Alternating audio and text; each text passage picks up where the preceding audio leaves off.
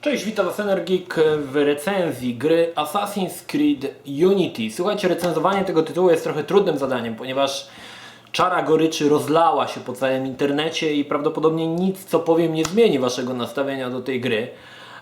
Niemniej jednak, jeżeli oczekujesz, że będę po tym tytule jechał, no to możesz się sporo rozczarować, ponieważ dla mnie tytuł był naprawdę bardzo dobrą grą i spędziłem przy nim naprawdę masę czasu. Recenzja pojawia się dopiero teraz, ponieważ zazwyczaj przed zrecenzowaniem gry przechodzę ją na 100% i tak było też oczywiście z Assassin's Creed Unity. Jeżeli ta gra była niegrywalna bądź zła, wierzcie mi, że nie chciałoby mi się jej kończyć na 100%, a tymczasem skończyłem ją na 100% i sprawiła mi masę radości. Oczywiście nie skończyłem żadnych misji online co-op, bo to mnie nie interesuje, tylko te wszystkie misje single player. Pozbierałem wszystkie skrzynie i tak dalej, i tak dalej. Słuchajcie, jeżeli podobał Wam się Assassin's Creed 2 z przygodami Ezio, to mechaniką najbardziej zbliżoną właśnie do części drugiej jest Assassin's Creed Unity. Ubisoft zerwał z udziwnieniami, które mogliśmy spotkać w Assassin's Creed 3 oraz w Assassin's Creed Black Flag i powrócił do tych korzeni, które mogliśmy znać właśnie z drugiej części Assassin's Creed'a i muszę przyznać, że samo położenie Assassin's Creed'a też Włochy bardzo są podobne do Francji. Akcja dzieje się oczywiście, już powiedziałem, we Francji w czasie rewolucji francuskiej, która była jednym z najkrwawszych epizodów w historii Francji i wydaje mi się, że umieszczenie akurat tej części serii doskonale wpisuje się w klimat. W grze wcielamy się w Arno, który w większości jak takich fabuł z serii Assassin's Creed nie wie, że jest asasinem, potem oczywiście się dowiaduje, że jest, no i staje się mega, ultra, mega galaktycznym asasynem wszechświata i ta fabuła, która jest w większości wypadków ciągnięta przez chyba większość serii, oprócz oczywiście Revelations i Brotherhood, sprawdzała się i sprawdza się też tutaj w tym wypadku.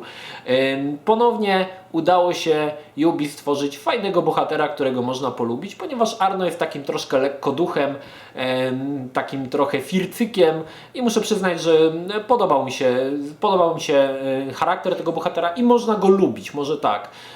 Tutaj powrócę oczywiście do niesławnego Assassin's Creed 3 i Connora, gdzie bohater no niezbyt dał się lubić, ale też zostało to naprawione według mnie w Black Flagu, gdzie Edward Kenway też był takim dosyć fajnym i ciekawym bohaterem.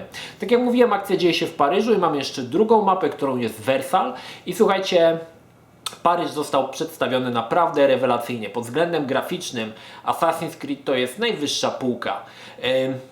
Tutaj zbluźnie, ale wierzcie mi, że takie miałem odczucia, że po dosyć takiej potężnej dawce Assassin's Creed'a odpaliłem za chwilę GTA 4 i GTA 5 i powiem Wam szczerze, że Grand Theft Auto wydawał mi się jakiś taki pusty.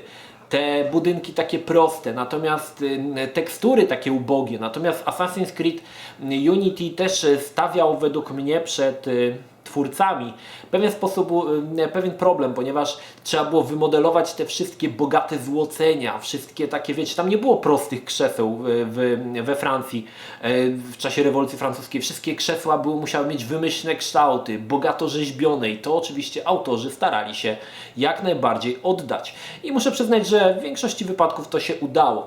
Nowością w serii jest to, że możemy wchodzić właściwie do większości budynków i każdy budynek w środku ma swoje umeblowanie, ma jakieś sprzęty. Oczywiście na początku to zachwyca, ale z czasem zauważamy, że pewne elementy się zaczynają powtarzać. Fajne jest odwiedzenie na przykład jakiegoś zamku, który ma właśnie najbardziej bogate ozdobione wnętrza i oprócz tego wiszą na ścianach obrazy, które możecie znać na przykład z książek historycznych i to muszę przyznać, że bardzo fajnie wypadło.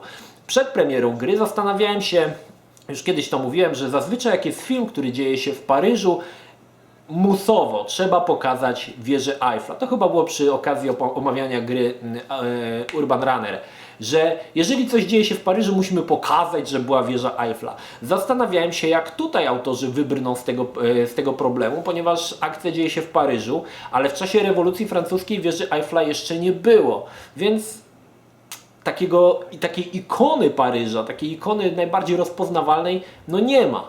Ale autorzy wybrnęli z tego i tutaj na filmiku możecie zobaczyć malutki taki tak zwany sneak peek, co w grze jeszcze na Was czeka, ale udało im się z tego jakoś wybrnąć. Tak jak powiedziałem, fabularnie, może nie, tego jeszcze nie powiedziałem.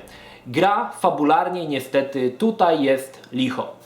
Fajnie, że spotykamy mnóstwo znanych postaci z rewolucji francuskiej i gra jest zawiera taką praktycznie encyklopedyczną wiedzę z tego zakresu o różnych postaciach, miejscach, które odwiedzamy i to jest naprawdę fajne.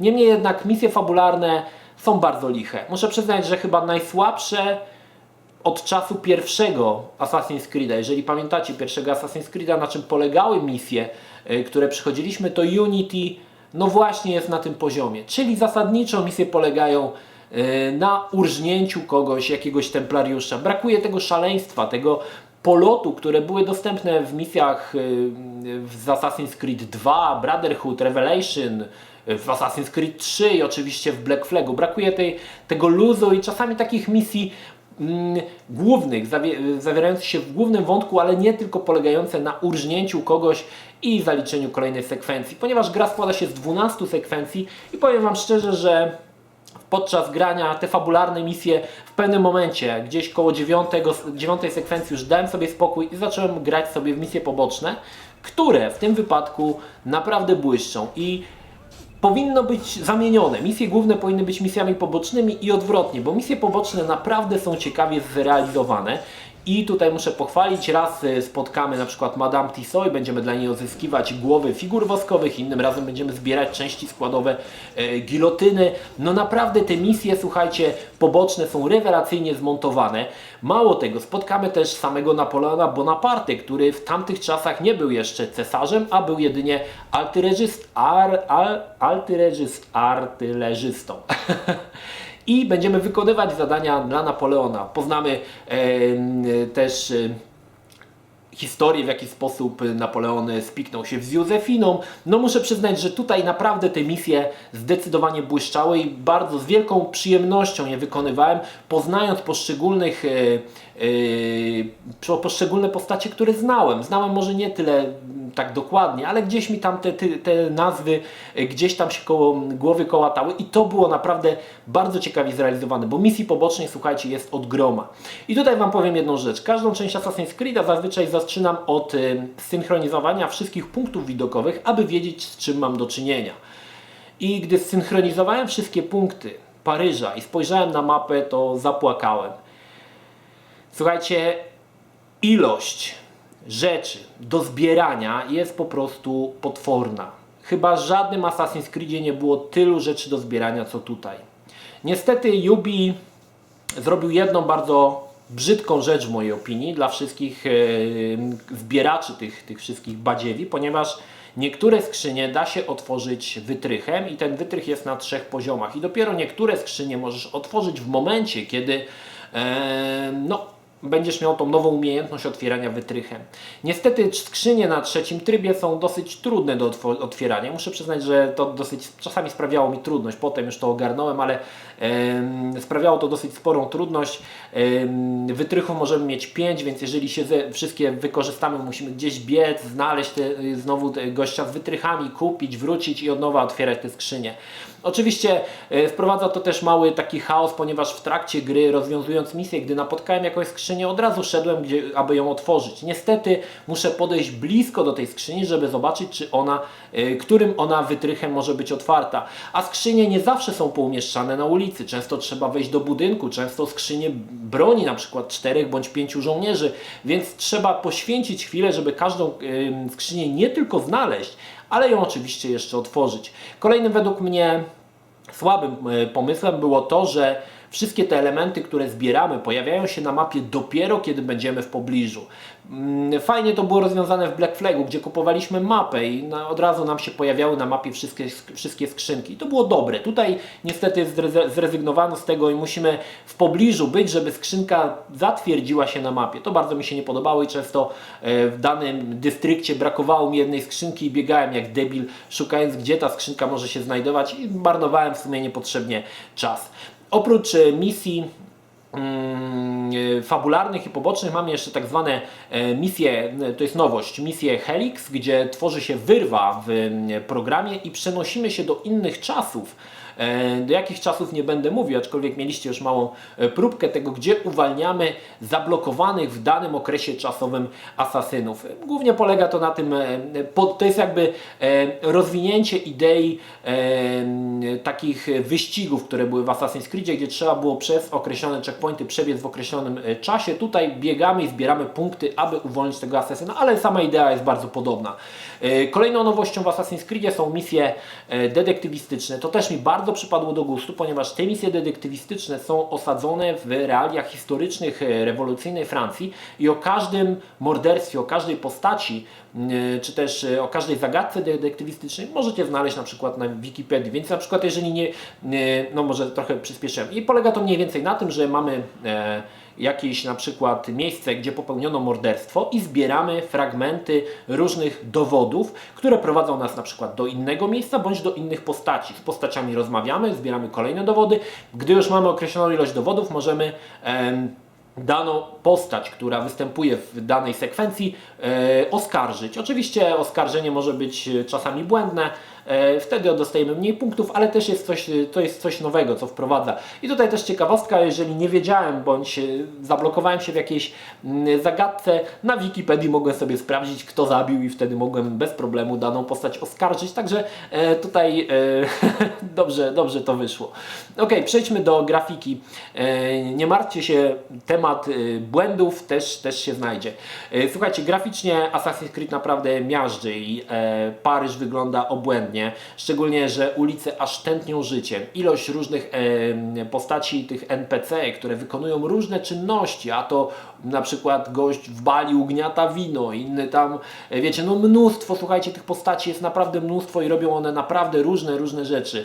Podobnie jak w Assassin's Creed chyba 3 pojawiają się te misje, które na ulicy ktoś nam na przykład jakąś misję zleca, albo dogoni złodzieja, albo coś, to są takie misje całkowicie dowolne, można je wykonywać albo nie, ale podoba mi się to, bo Paryż został naprawdę wykonany bardzo pieczołowicie. Mało tego, słuchajcie, każda ulica, którą odwiedzimy w wirtualnym Paryżu, ma uliczkę, tabliczkę z nazwą ulicy i możemy dokładnie zobaczyć, gdzie na mapie w aktualnym Paryżu my się aktualnie znajdujemy. Oczywiście Paryż pod względem tamtych czasów troszkę się zmienił, ale na przykład jeżeli będziecie gdzieś w Paryżu i będziecie gdzieś przechodzić jakąś ulicą, warto tą uliczkę zobaczyć, jak ona wyglądała kiedyś. Nawet jak ktoś mieszka w Paryżu, to może spróbować znaleźć swoje miejsce zamieszkania i to jest, wydaje mi się, bardzo pozytywnym aspektem, bo czuć ten klimat tego Paryża. To jest właśnie to, co według mnie w tej grze zdecydowanie się udało, to, że odpalając tytuł, automatycznie przenosisz się do tego Paryża.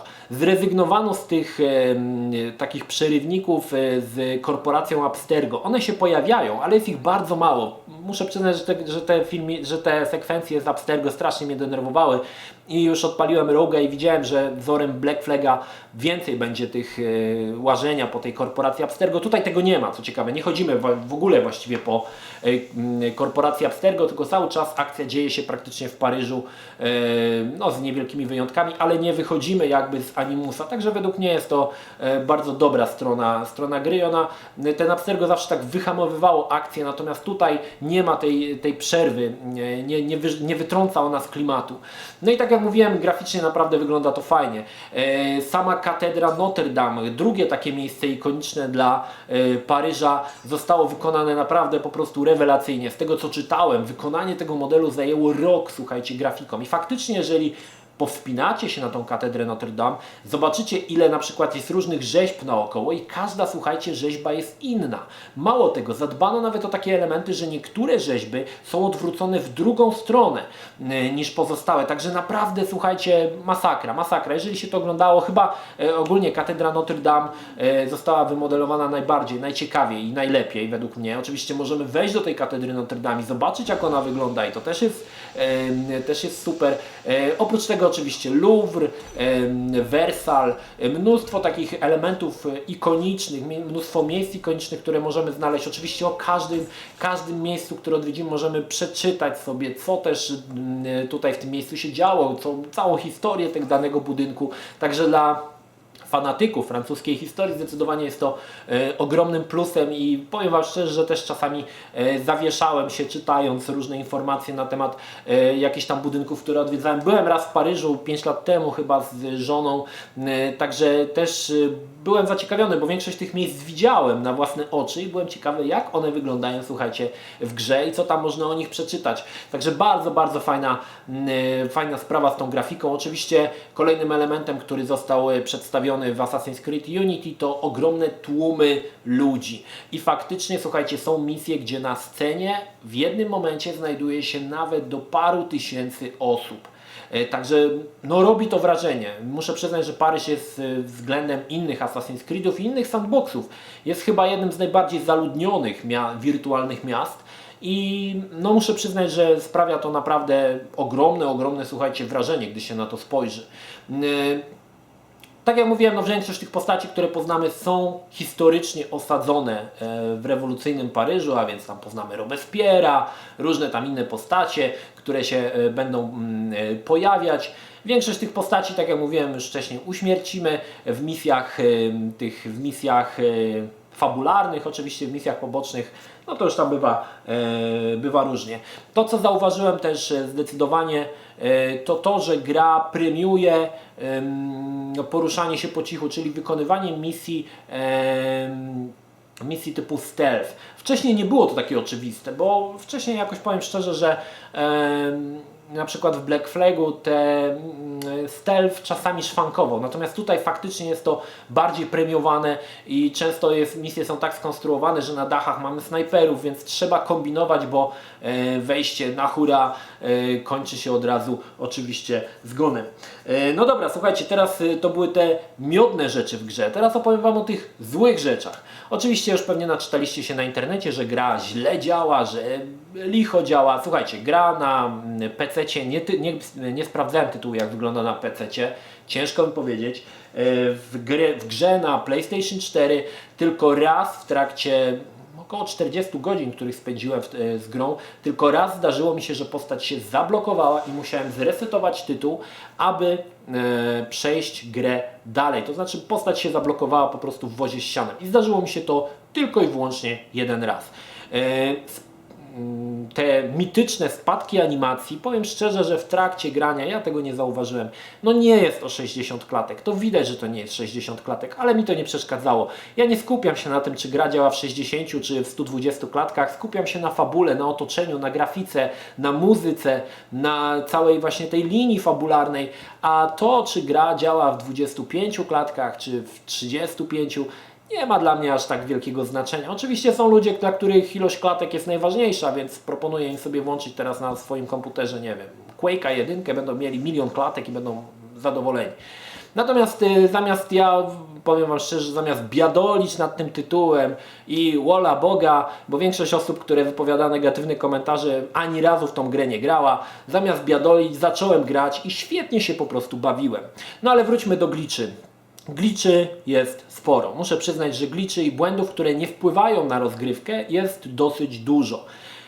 Najczęściej spotykane to postacie, które znikają pod ziemię, czyli wchodzą po prostu pod ziemię, postacie, które lewitują nad ziemią, to też się dosyć często spotyka. Bardzo często na przykład podczas zbliżania się do jakiegoś NPC-ka automatycznie zostaje podmieniona tekstura. Raz nawet mi się zdarzyło, że kobieta została zmieniona on the fly w faceta, także tego typu problemy też się zdarzają. Parę osób narzekało, że ktoś idzie przez tłum i widzi, że NPC-ki przenikają przez siebie, ale tacy ludzie, którzy tak mówią, to zazwyczaj ignoranci. Wyobraźcie sobie na ekranie 1000 osób i każda, żeby reagowała na siebie z fizyką. To myślę, że nawet komputer NASA by tego nie obsłużył. Yubi musiało skorzystać z pewnych sztuczek, aby to było możliwe. I większość sandboxów, to Wam powiem taką prawdę, która jest oczywista, ale może nie każdy wie. Większość sandboxów, w jakie graliście, nawet najlepszych sandboxów, nie wiem, GTA czy i inne tego typu tytuły, korzysta z tej samej sztuczki. W momencie, kiedy odwrócisz się plecami do jakiejś sceny, to co jest za Twoimi plecami jest wyrzucane z pamięci konsoli po to, aby zwolnić RAM. I na przykład pewnie zauważyliście, że często się zdarza, na przykład w GTA to jest, że stoicie na skrzyżowaniu, z tyłu stoi samochód, który byście chcieli ukraść, odwrócicie się do niego plecami, odwrócicie się ponownie i tego samochodu już nie ma, stoi tam inny, ponieważ te modele samochodów zostały wyrzucone z pamięci i załadowane w następnym momencie, kiedy spojrzały się ponownie. I tutaj też coś takiego występuje, z tym, że ponieważ ilość postaci NPC w grze jest tak ogromna, często te podmiany nie następują za naszymi plecami, ale przed naszymi oczami.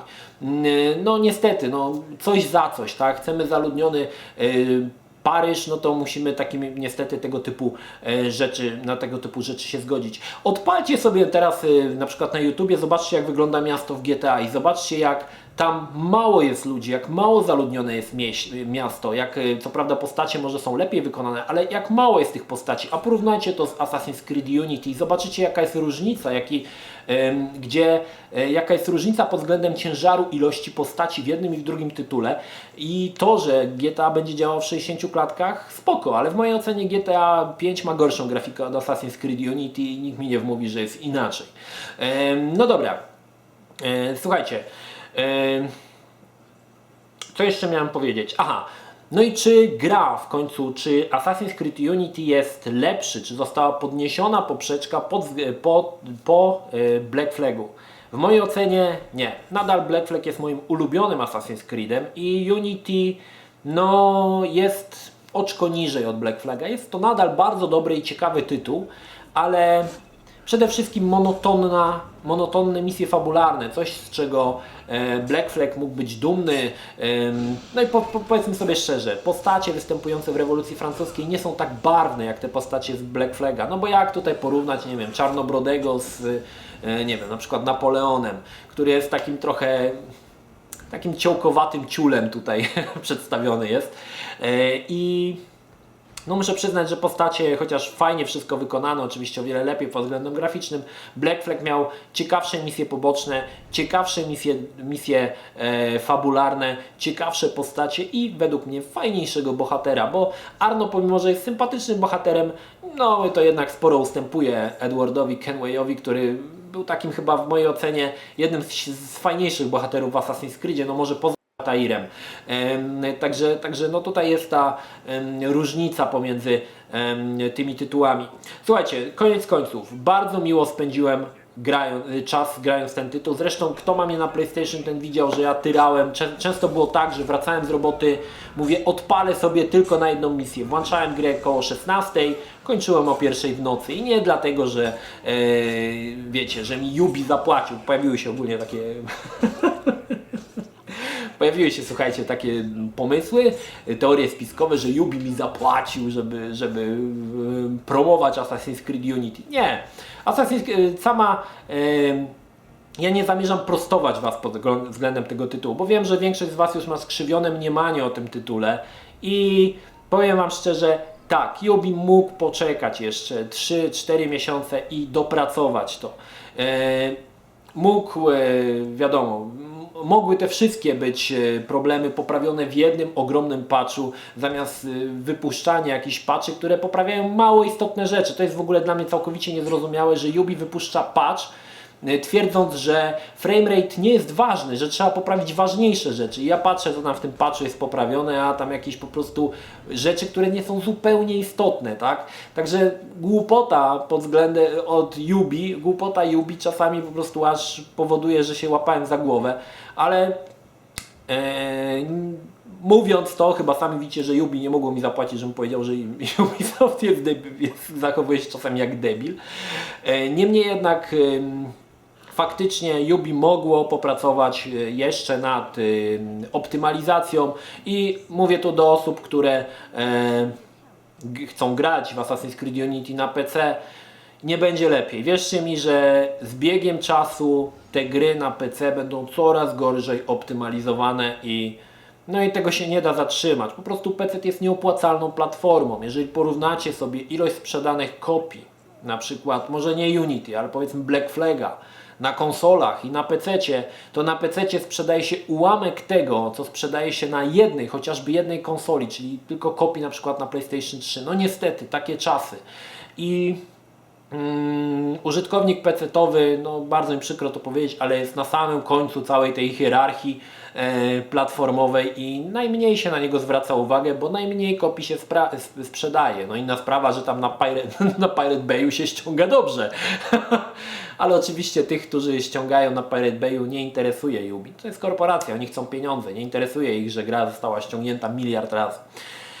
Słuchajcie, czy mogę Wam polecić? Ponieważ nasłuchałem się, że wersja PC-towa działa bardzo źle, nie polecam, nie mogę Wam polecić ze szczerego serca grę na PC-cie, bo nie grałem i niepokojące wieści dochodzą mnie z obozu PC-towego. Mogę natomiast Wam polecić wersję na PlayStation 4 i na Xboxa.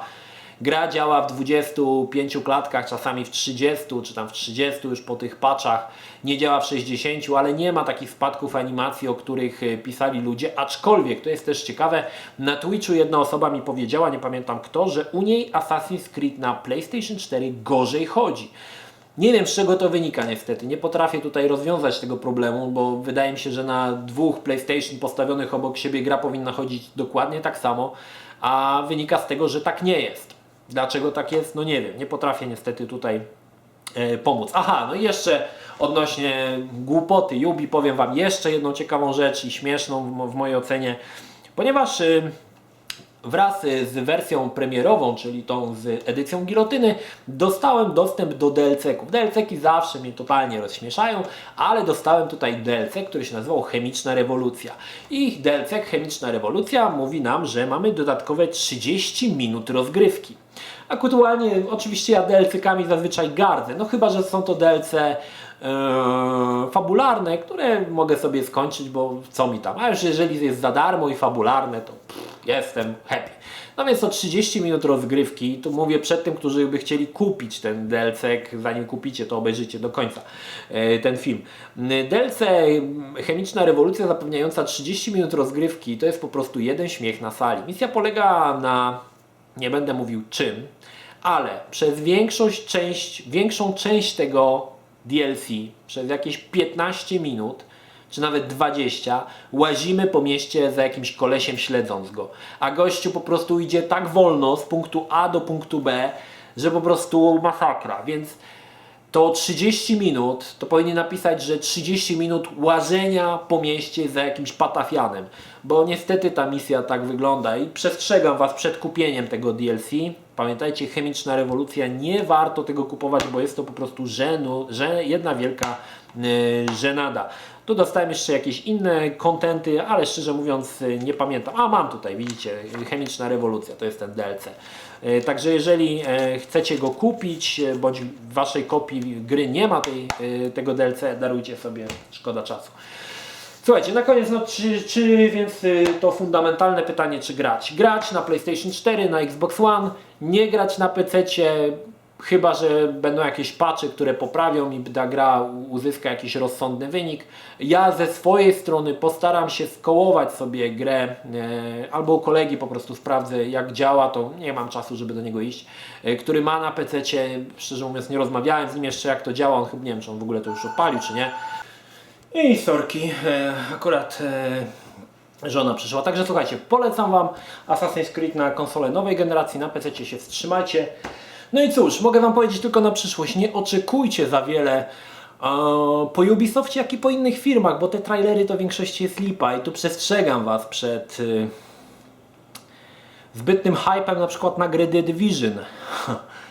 Bo od razu mogę Wam powiedzieć, że ta gra nie będzie wyglądała tak jak na pierwszych trailerach, czy tam na kolejnych trailerach. Okej, tym pozytywnym zakończeniem kończę i jeszcze raz zachęcam Was do odwiedzenia Wirtualnego Paryża, bo warto, a gra doskonale wpisuje się w kanon serii. To tyle. Pozdrawiam Was, Energik, trzymajcie się, do następnego. Cześć.